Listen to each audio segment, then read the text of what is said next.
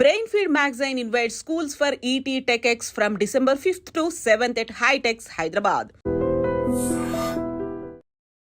నమస్తే, welcome to I dream. మనతో పాటు ఉన్నారు ఫిషరీస్ ఫెడరేషన్ చైర్మన్ మెట్టు సాయి కుమార్ అన్న. ఒకసారి మాట్లాడదాం లేటెస్ట్ అప్డేట్స్ రాష్ట్రంలో జరుగుతున్నవి, as well as fisheries federation chairman అయిన తర్వాత మరి ఈ ఫిషరీస్ డిపార్ట్మెంట్లో ఆయన టేకప్ చేసినటువంటి డిసిషన్స్ ఏంది, దాని ప్రోగ్రెస్ ఏంటి ఒకసారి మాట్లాడే ప్రయత్నం చేద్దాం. అన్న నమస్తే. కొంత మొన్న బిజీలు ఉంటారు, అందుకని ఎక్కువ టైం దొరకలే. అన్న ఎట్లా ఏం జరుగుతుంది మీ ఫిషరీస్ డిపార్ట్మెంట్లో ఏంటి? డిపార్ట్మెంట్ అనే విషయం కదమ్మా, రాష్ట్రం వ్యాప్తంగా రేవంత్ రెడ్డి గారి ప్రజాపాలన నడుస్తుంది. గ్రామాన ప్రతి మూలాన రేవంత్ రెడ్డి గారు చేసే ప్రతి పని ప్రత్యక్షంగా పరోక్షంగా అటు మహిళలకు కానివ్వండి, ఇటు యువకులకు కానివ్వండి, అటు నిరుద్యోగులకు కానివ్వండి, అందరి ఫలాలు అందరికీ అందుతున్నాయి. అది మాకు చాలా హ్యాపీగా ఉంది. మేము అంటే ఇంకా ఒక 2 వీక్స్లలో రాష్ట్ర ప్రభుత్వం ఏర్పడి మొదటి సంవత్సరం పూర్తిగా వస్తుంది. అవును, రేవంత్ రెడ్డి గారు చేసిన ఘనత ఏంటంటే డిఎస్సి నియామకాలు, నర్సింగ్ నియామకాలు, నిరుద్యోగుల ఇంట్లో ఆనందాలు రావాలి, వాళ్ళ కుటుంబం అంతా హాయిగా ఉండాలనే ఉద్దేశంతో ఏ చిన్న అవకాశం వచ్చినా, ఏ చిన్నటువంటి వ్యవహారం వచ్చినా వారికి ఉద్యోగం ఇచ్చే విధంగా ఆయన చూసిన చొరవ చాలా చాలా అద్భుతం. అనుకున్న మాట నెరవేర్చడానికి తప్పన పడుతున్న నాయకుడు, ఒక సాధకుడు, ఒక సార్థకుడు. పని చేయడంలో మొండి మనిషి. ఎవరికి ఏం కావాలి, ఎవరికి ఏం ఇస్తే ఏమవుతారు, ఏమి ఇస్తే లాభపడతారు అనే విషయాన్ని క్షుణ్ణంగా తెలిసిన వ్యక్తిగా, ఒక ప్రజానాయకునిగా, ఒక ప్రజల మనిషిగా, ఒక బడుగు బలహీన వర్గాల నాయకునిగా ఎన్నోటువంటి అంటే ఒక వ్యక్తికి ఎన్ని పేర్లు పెట్టే తక్కువనే. దానంజయులు కర్ణునికి తక్కువ లేదు, యోధుల్లో అర్జున్కి మించినవాడు, మేధస్సులో కృష్ణునికి సరిసమాన జోడిగా, అన్నీ ఒక వ్యక్తిలో ఉన్నటువంటి శక్తిగా రేవంత్ రెడ్డి గారు ఇప్పుడు ఉన్నారు తెలంగాణ రాష్ట్రానికి. ఎస్, మేము గర్వపడుతున్నాం. రేవంత్ రెడ్డి గారి నాయకత్వంలో పనిచేసేందుకు మేము గర్వపడుతున్నాం. ఆయన ఎప్పుడూ బీఆర్ఎస్ నాయకులుగా చిల్లర వ్యవహారం చేయలేడు. ఎక్కడ కూడా 2014లో గెలిచినటువంటి టీఆర్ఎస్ పార్టీ గెలిచిన క్షణం నుంచి అటు నిరుద్యోగులను విస్మరించింది, అటు ఉద్యోగులను విస్మరించింది, అటు మన యువకులను విస్మరించింది, తెలంగాణ రాష్ట్ర ప్రజానికాన్ని విస్మరించింది. కానీ కాంగ్రెస్ పార్టీ ముఖ్యమంత్రి రేవంత్ రెడ్డి గారు గెలిచిన క్షణం నుంచి ఇచ్చిన మాట నెరవేర్చాలనే తపన, ఏ విధంగా ముందుకెళ్తే, ఏ విధంగా కొన్ని ప్రమాణాలు తీసుకొస్తే వాళ్ళకి మేలుతున్న కొద్ది తపన, ప్రతి క్షణం నిరుద్యోగులని, యువకులను అందరినీ ఉద్యోగం చేయాలి, వారి యొక్క ఇబ్బంది తన ఇబ్బందిగా చూసుకున్నటువంటి వ్యక్తిగా ఎప్పుడుగానే కూడా అంటే నేను దగ్గర చూస్తుంటాను మేడం, అంటే దగ్గర చూస్తుంటాను. కానీ ఆయన తపన ఎప్పుడు ఒకటే ఉంటుంది, ప్రజలకు ఏదో ఒక మేలు చేయాలి, ఆ మేలు చేస్తే వాళ్ళు ఆనందంగా ఉండడం తప్పన. స్వలాభం ఎప్పుడైనా చూడడు, కుటుంబ పైన వ్యవహారం ఎప్పుడు చూడడు, వ్యక్తి కులం చూడడు, వ్యక్తి యొక్క మతం చూడడు, ఎవరికి మనం ఏమి చేస్తే బాగోతున్న విషయాన్ని తప్ప. నేనేమంటాను, ఒక సాధకుడిగా, ఒక సార్థకునిగా ఈ రెండు వర్డ్స్ అనే ఈ రెండు పదాలు ఒక వ్యక్తికి సూట్ అంటే రేవంత్ రెడ్డి గారు మాత్రమే. ఓకే, సంవత్సరం అయింది అన్న, ఇప్పుడు ఎగ్జాక్ట్ సంవత్సరం కాబోతోంది. పరిపాలన ఎట్లుంది అని అంటే మీరేమో చాలా బాగుంది అని మీరు చెప్తున్నారు, కానీ మీరు ఇంతకు ముందు బీఆర్ఎస్ ప్రస్తావన తీసుకొచ్చారు కాబట్టి ఏదో ఒకటి మీరు ఏ టేకప్ చేసినా ధర్నాలు చేస్తున్నారు, అది కాదంటున్నారు, ఇది కాదంటున్నారు, తగ్గింది మా వల్లనే కాంగ్రెస్ పార్టీ తగ్గుతుంది, లేదంటే మా పోరాటం వల్లనే న్యాయం జరుగుతుంది ప్రజలకు అనే ప్రొజెక్షన్ ఇస్తుంది. ఎందుకు ఇట్లా అంటే ఏదో ఒకటి అంటే కాంట్రవర్సీ చేసే ప్రయత్నం చేస్తుందా, నిజంగా లోపం ఉందా? మాకు చిన్న ఉదాహరణ చెప్తాను మీకు. కాంగ్రెస్ పార్టీ గాంధీ భవన్ వ్యవహారాల్లో ఇప్పుడు మా అకౌంట్లో ఉన్న డబ్బు ఎంత తెలుసమ్మా? మా అకౌంట్ ఉంటుంది, గాంధీ భవన్ అకౌంట్ ఉంటుంది. అందులో 2,70,00,000 అమ్మా. ఓన్లీ 2,70,00,000 మాత్రమే. 2 కోట్లు. ఓకే. 2,70,00,000. మేము పుట్టిన పార్టీ వచ్చేసి 140 years, 55 సంవత్సరాలుగా 60 సంవత్సరాలు దాదాపుగా మేము పార్టీలో అధికారంలో ఉన్నాము. కానీ మా అకౌంట్లో ఏమో 2 కోట్లు ఉంటాయి. కానీ మీరు పుట్టింది 20 ఏళ్ళ కింద పుట్టి 2014 మీరు అధికారంలోకి వస్తే మరి మీ అకౌంట్లో ఏమో 1,500 కోట్లు ఉంటాయి. ఎట్లుంటాయమ్మా చెప్పొచ్చు కదా కొంచెం కూడా. ఆ 10 ఏళ్ళు మీరు చేసిన ఘనత ఏంది? ఆ 10 ఏళ్ళు మీ అకౌంట్ డబ్బు ఎట్లా వచ్చింది? దేశంలో 1,449 కోట్ల రూపాయలు ఒక పార్టీకి ఉందంటే అది బీఆర్ఎస్ పార్టీ. ఒక ప్రాంతీయ పార్టీకి, ఆ బీఆర్ఎస్ పార్టీకి ఏ విధంగా అంత డబ్బు అట్లా ఇట్లా వచ్చిందో ఆ సూత్రాలు, ఆ మార్గాలు, ఆ పని చేసినటువంటి వ్యవహారాలు చెప్తే 60 సంవత్సరాల కాంగ్రెస్ పార్టీ అధికారంలో, ఆ కాంగ్రెస్ పార్టీకి 2 కోట్లు మాత్రమే ఉంటాయి అధికారంలో. కాబట్టి ఒక 10 ఏళ్ళ అధికారంలో 9 ఏళ్ళ అధికారులు వాళ్ళు ఉంటే 14,000 కోట్లు వస్తాయి. ఎట్లా వస్తాయో కొంచెం అలాంటి దానవీర శూరకర్ణులు ఎవరో వాళ్ళు చెప్తే మేము కూడా కొంచెం మార్గం చూసుకుంటాం చెప్తున్నాం. దీనికన్నా మోసం ఎక్కడ ఉందమ్మా? దోచుకుంది ఎక్కడమ్మా? ఉడ్డి కేవలం అది మీకు కనబడే డబ్బు మాత్రమే. అది 10 సంవత్సరాల్లో 1,500 కోట్ల రూపాయలు వాళ్ళ వ్యక్తిగతమైన పార్టీ అకౌంట్లలో ఉంటాయి. వాళ్ళ వ్యక్తిగతంగా ఏమో 1,000 కోట్లు ఉంటాయి. బీఆర్ఎస్లో పనిచేసేటువంటి గత 10 సంవత్సరాలు పనిచేసే ఏ వ్యక్తి దగ్గర కూడా 100 కోట్లకు తక్కువ ఎవరి దగ్గర ఆస్తులు లేవు. ప్రతి ఒక్క దగ్గర బీఆర్ఎస్లో పనిచేసేటువంటి ఎమ్మెల్యే, ఎంపీ, కౌన్సిలరు, జిల్లా పరిషత్ 10 నాయకులు ఎవరు ఉంటారో 100 కోట్ల తక్కువ లేడు. ఇది రాజకీయ ఆరోపణ అంటున్నారా లేకపోతే నిజం మాట్లాడుతున్నా. దగా చేసిర్రు, దోచుకున్నా చెప్తున్నాను. ఇది గాలి మాట కాదు. ప్రజల్ని వంచి పీడించారు వాళ్ళు. మేము ఎన్ని మేలు చేస్తున్నా కూడా ఈ కళ్ళు లేని కబోదులు, ఈ చెవులున్న వీళ్ళని ఈ చోటి వాళ్ళు, నిజం మాట్లాడలేని ఈ దుష్టులు, డిఎస్సిలా రేవంత్ రెడ్డి గారు అందరికి నియామక పత్రాలు ఇస్తే వారి కళ్ళల్లో చూసిన ఆనందం ఏ విధంగా ఉందంటే మా కళ్ళలో నీళ్ళు వచ్చేసినాయి. మాకు ఎవరండి 10 సంవత్సరాలు ఇబ్బంది పెట్టింది? ఎవరు గ్రూప్ 1 గ్రూప్ 2 ఓ చెప్పండి. మేము ఇప్పుడు వద్దన్నామా? కాంగ్రెస్ పార్టీ 10% వద్దన్నదా? అప్పుడు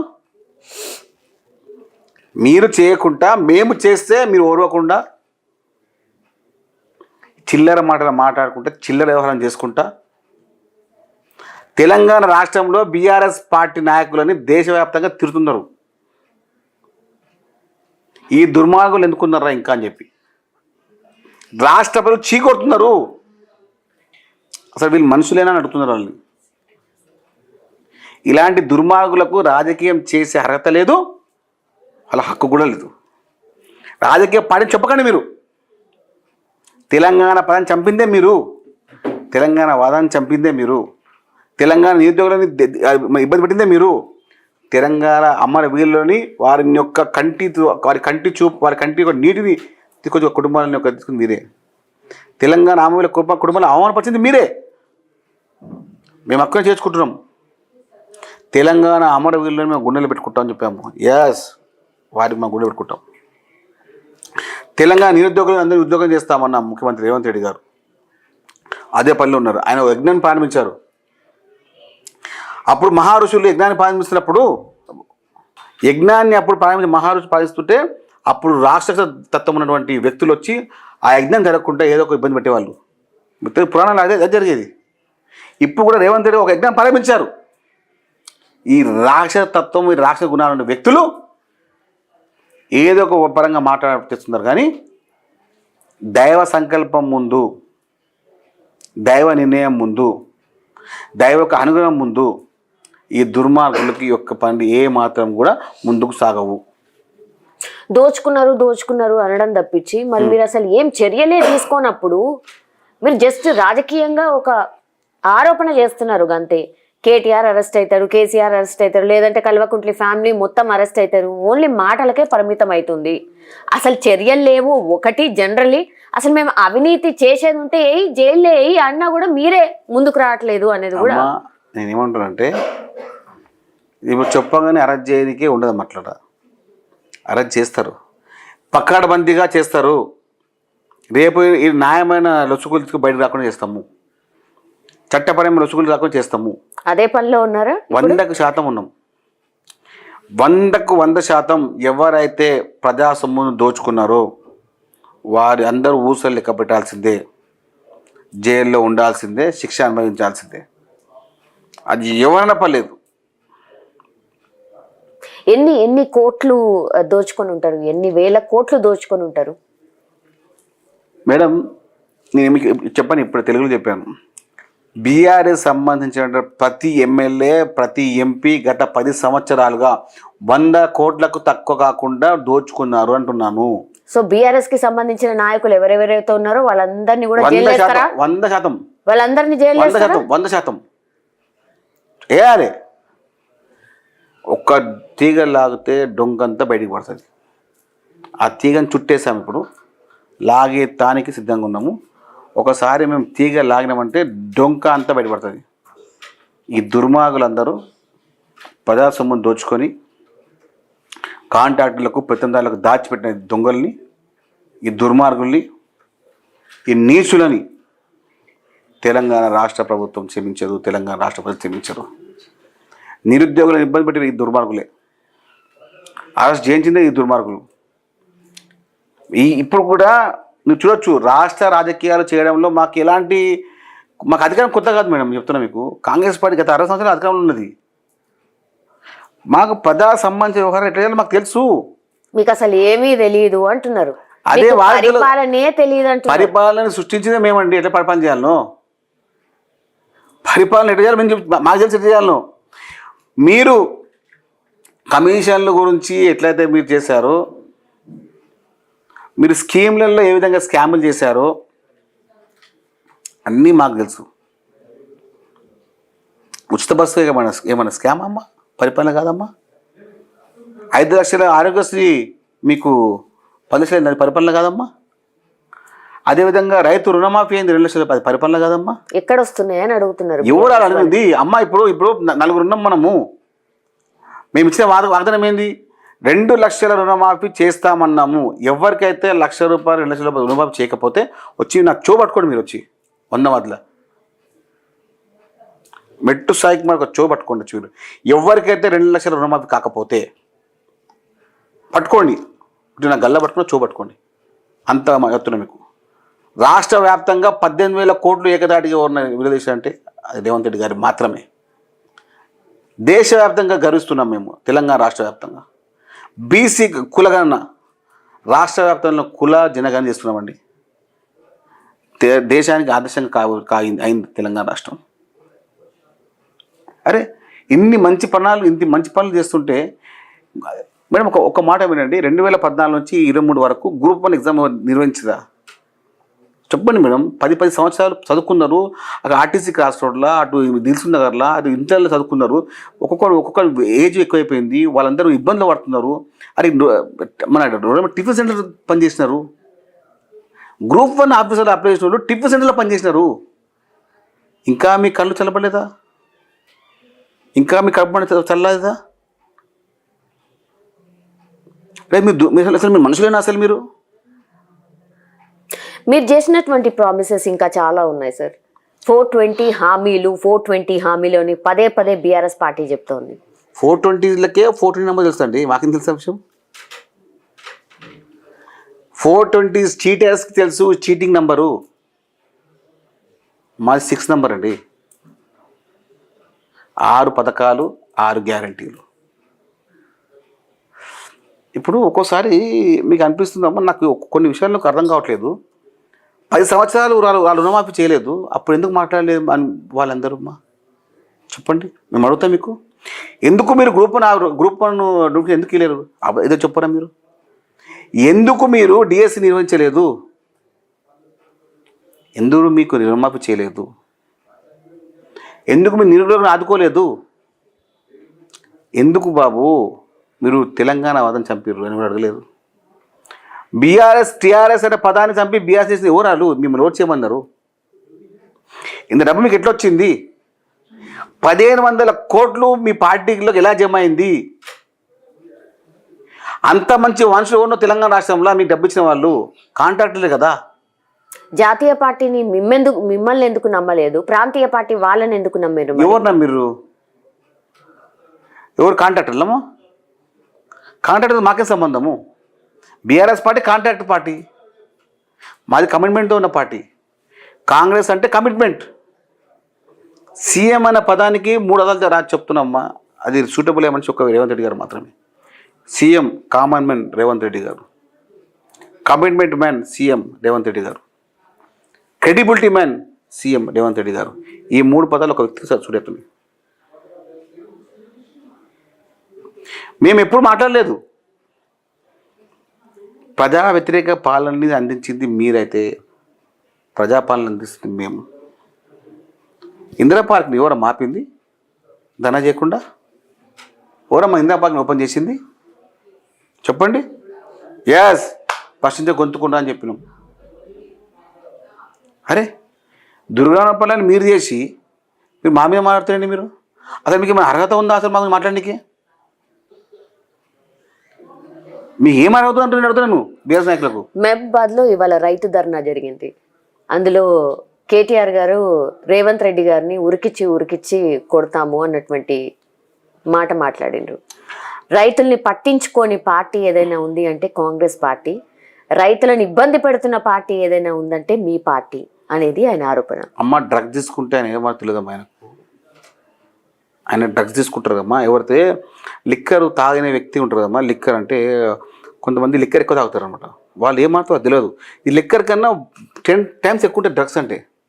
ఆయన చాలా తెలుసు, ఆయనకు డ్రగ్స్లో ఎన్ని ఐటమ్స్ కూడా అన్నీ తెలుసు. ఆయన డ్రగ్స్ దగ్గర బయటికి వెళ్ళాలమ్మా. ఆయన ఏ మీటింగ్ పోయినా ఆయన టెస్ట్ చేయాల్సిందే. కేటీఆర్ గారు ఆయన drug dealer also, drug heist also అమ్మా. ఆయనకు ఈ వైన్స్ అనేది నథింగ్. ఆయనకు మా తాగేది నథింగ్. ఆయన ఇష్టపడైనా అసలు. అలాంటి వ్యక్తులు మాట్లాడితే ఎవరు నమ్ముతారమ్మా? సభకి తాగబోతు మాటలు నమ్ముతారమ్మా? సభకి చాలా మంది వచ్చారు, జనాలు ఫుల్ వచ్చారు. వస్తారమ్మా, వస్తారు. ఎందుకు రారు? వాళ్ళు ఉండరు అక్కడ లోకల్గా, వస్తారు. ఈ దుర్మార్గం జూనికి వస్తారు వాళ్ళకి. ఇలాంటి దొంగ మాట ఇంటికి వచ్చారు వాళ్ళకి. వాళ్ళ టీవీ ఉంది కమ్మా, టీవీ 10,000 మంది రాకుంటే 10,000 మంది వస్తే 1,00,000 మంది చెప్పుకుంటారు వాళ్ళు. చిన్న టెంట్ వేసి కూర్చోబెట్టి మాట్లాడిస్తారు. ఎంతమంది ఏమొచ్చారమ్మా? ఏముందో చూస్తారమ్మా అందరికి. భాజపాగా 10 సంవత్సరాలు కేటీఆర్ అనే వ్యక్తి వాళ్ళ కార్యకర్తనే పట్టించుకోలేడు. ఒక్కొక్క ఎమ్మెల్యేని గంటలు బయటకు చెప్పిన వ్యవస్థ వాళ్ళది.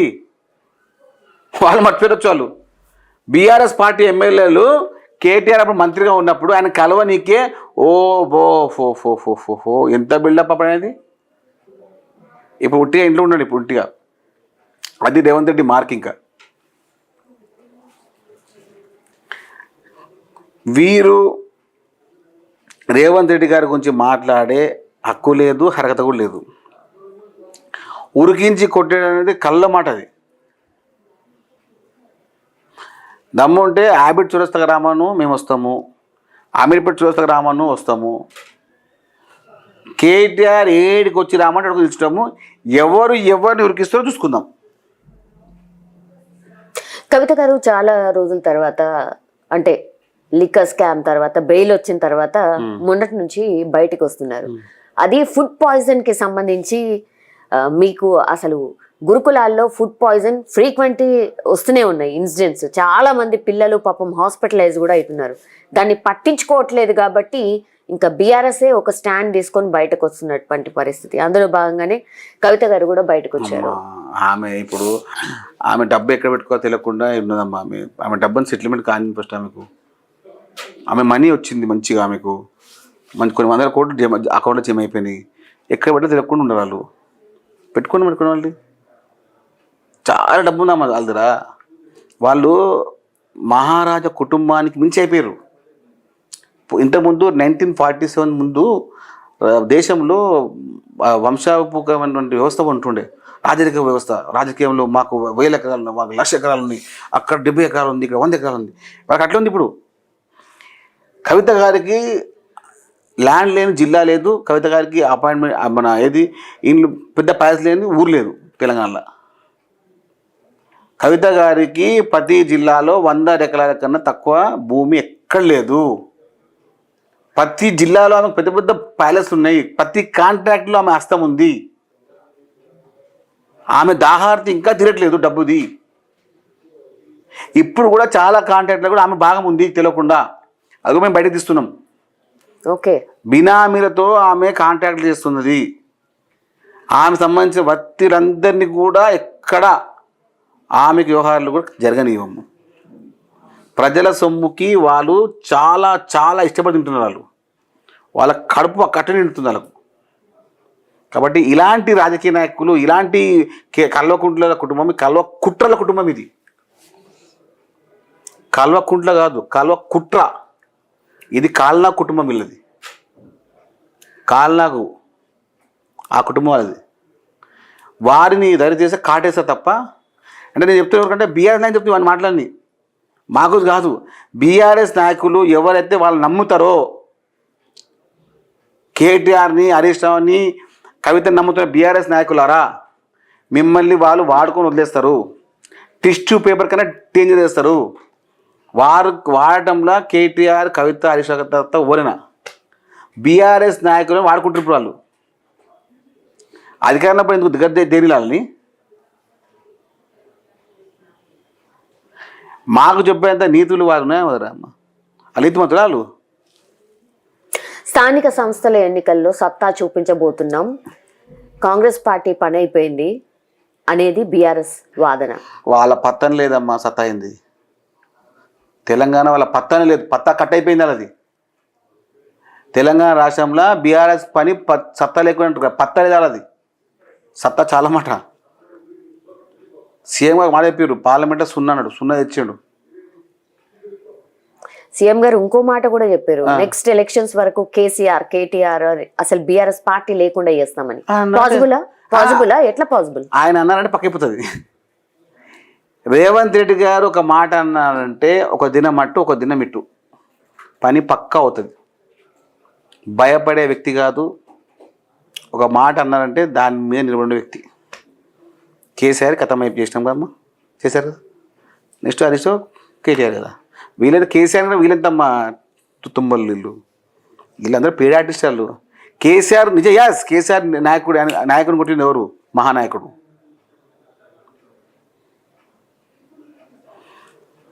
కేసీఆర్ తెలంగాణ సంబంధించిన హీరోగా అయినాడు.